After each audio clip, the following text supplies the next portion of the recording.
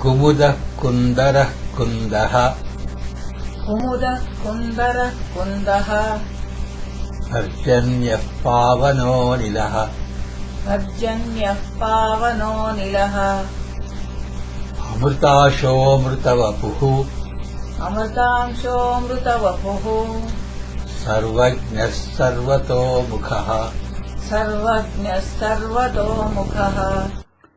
He derives great pleasure in the company of virtuous people here in the field of nature. Pure like the jasmine flower, he blesses those that have achieved fulfillment in the acquisition of knowledge and dispassion. He quenches the threefold heat called tapatraya. There are three kinds of miseries called adhyatmika, adidaivika and adibhautika. Being the very personification of Amrita, he makes his devotees experience and enjoy the Amrita of his virtuous nature.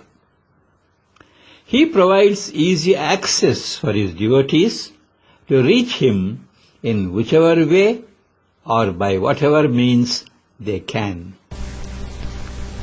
Kumudaha, कुमुदः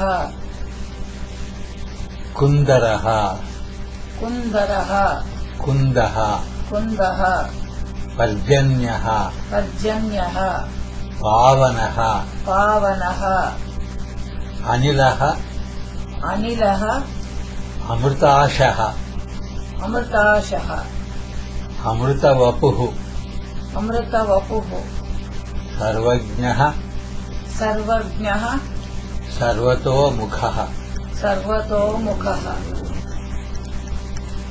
Om Kumudaya Namaha, ॐ कुमुदाय नमः.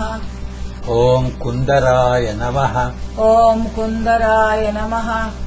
Om Kundaya Namaha, ॐ कुन्दाय नमः. Om Parjanyaya Namaha, ॐ पर्जन्याय नमः. Om Pavanaya Namaha, ॐ पावनाय नमः. Om Anilaya Namaha, ॐ अनिलाय नमः. Om Amritashaya Namaha, ॐ अमृताशाय नमः. Om Amritavapushe Namaha, ॐ अमृतवपुषे नमः. Om Sarvajnaya Namaha, ॐ सर्वज्ञाय नमः. Om Sarvatomukhaya Namaha. ॐ सर्वतोमुखाय नमः. 87ನೆಯ ದಿನ.